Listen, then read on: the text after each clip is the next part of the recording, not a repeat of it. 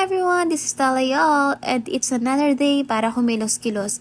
So actually, ito yung extension ng Get Ready With Me vlog ko, kaya ngayon sasamahan nyo na talaga akong magpa-nails. Pero bago yan, samahan nyo muna ako dito sa DIY para bumili ng salamin at iba pang anik-anik na kailangan kong gamitin for shooting ng Gen Citizens. Guys, naku, late na nga para i-upload ko tong vlog ko na to kasi ngayon mismo yung bootcamp namin. Pero ayos lang yun, ang mahalaga ay na-update ko pa rin kayo. So maraming kaganapan ngayong araw, kaya sana abangan nyo yun. So ngayon pumipili lang ako ng headband between this pink and dark pink. Hindi ko alam kung ano yung better, pero ang ending, wala akong binili sa kanilang dalawa. At dito naman sa section ng mga clips, headbands, eyeglasses, sunglasses, naghahanap lang ako na pwede ko magamit, pang forma. Tapos ang ending, ito na naman yung nabili ko. And then dito naman, nakita ko tong eyeglass na to. Napakaganda, kaya kinuha ko na rin talaga. Nahiya pa akong sukatin dyan kasi may mga tao, pero wala naman silang magagawa kasi ito talaga ako eh. Alam nyo, sa DIY talaga ako nabili kapag mga ganitong bagay eh, dahil mura, pero hindi ko naman in-expect na yung bill ko aabot ng 300. Kaya sa part na to, abay, nagbubunga nga ako kung bakit umabot ng 300 yun, dapat 50 pesos ko lang.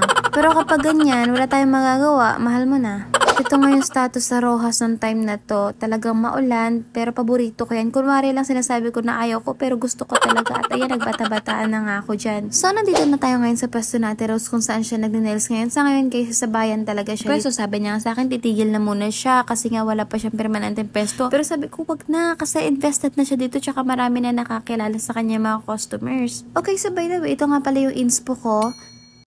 Sinasabi mo dyan kung magkano binabayad mo sa akin? Oo, sinasabi ko. 600 pesos po yung binabayad ko kay Ate Rose. Mahal. Pero kapag sa mga... 250 lang sabihin mo para mas... mas 250 lang po sa mga yung mga ibang client. Pero pag sa akin po, 600 ang single niya. Kasi mas marami kong pera.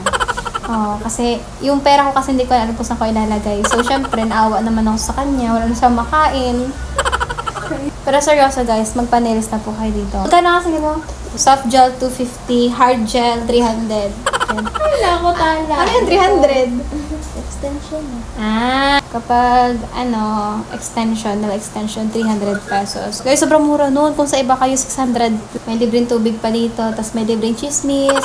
Pag uwi nyo guys, may tao na ulit kayong kinasusuklaman, kaya di nyo kilala. Pero nga nung time na to guys, grabe naman ang pagkamalas ng taong ito. Naubusan siya ng acetone, kaya naman hindi na namin nagawa yung inspo na gusto ko ipagawa sa kanya. Nagkatay-katay na lang kami dyan, plain. Pero sabi ko nga dyan sa video, okay lang din naman kasi ang bet ko talaga yung mga clean look girl lang.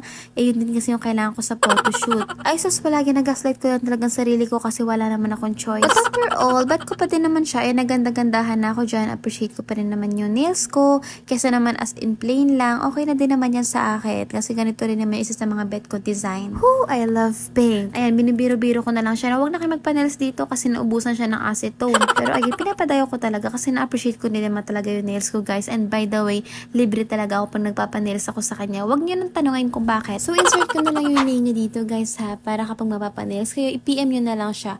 So dito pa uwi na nga ako dahil yung sundo ko parating na. Hanggang dito na lang din muna. Hanggang sa muli. Bye!